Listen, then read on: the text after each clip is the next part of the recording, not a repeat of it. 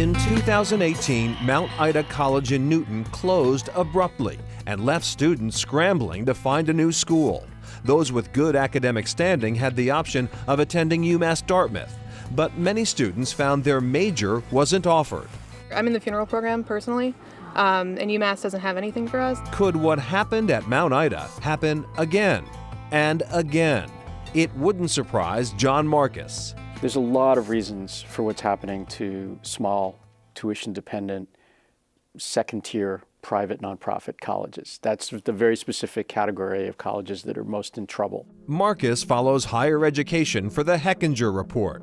After decades of growth in higher education, he says many New England colleges and universities are struggling with a sharp downturn in college enrollment. We're running out of 18 to 24-year-olds, especially in New England, which has a very flat growth rate. The other thing that's happening to these institutions is that because of their cost and because of the dearth of supply, they have to provide higher levels of financial aid and discounts. A 2017 study from the National Association of College and University Business Officers shows the average tuition is discounted by nearly 50% for first-time, full-time students. This is what killed Mount Ida. If you were any other kind of private business and you had to give back 65% of your revenue, you'd be out of business. And that's what's happening to colleges. Another factor, schools busting their budgets to have the latest in campus amenities. Universities and colleges have gone into significant amounts of debt to build new buildings in the hope of attracting enrollment. It hasn't necessarily worked. Guess who pays for that? Students in tuition. Add a student shift from the humanities to science and math-focused majors, and it's no wonder tuition-dependent liberal arts schools are at risk. In 1967, 20% of students majored in the humanities or liberal arts. Now it's down to 5%. I can tell you that the kinds of things employers look for are problem-solving skills, ability to communicate, teamwork, those kinds of things that you learn with the liberal arts. I bristle a little bit when people create this false discussion. Well, I want a job, liberal arts don't matter. Well, in fact, your ability to keep a job and actually change careers 15 years or 20 years down the road is going to be enhanced to the extent that you have a broad-based liberal arts education.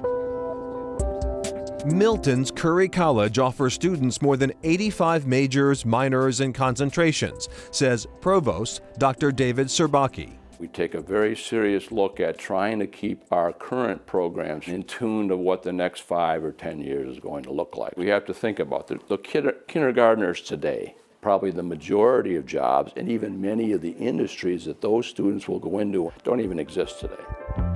A program showing growth, forensic science. Bureau of Labor Statistics data was telling us we're projecting about a 17 to 20% growth in jobs for that industry. I mean, you can take that with a grain of salt, but that signals to us that there's opportunity here.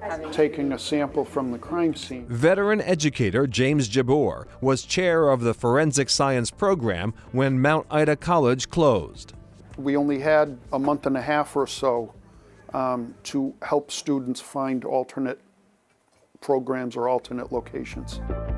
Curry College stepped in and added the program to their growing list of majors. I believe approximately 40 or so transferred here to Curry, but they weren't all forensic science majors. What we have here is a simulated crime scene. Jabbour says while the program is new to Curry, he's optimistic about its future. We're working on a combination of different evidentiary items that they would be exposed to at a crime scene in a forensics lab. Curry College has been very open with my ideas, the requirements of the program, the future prospects of the program. Mount Ida was a great place. It's really sad to see that it no longer exists, quite frankly. It's a sobering wake-up call.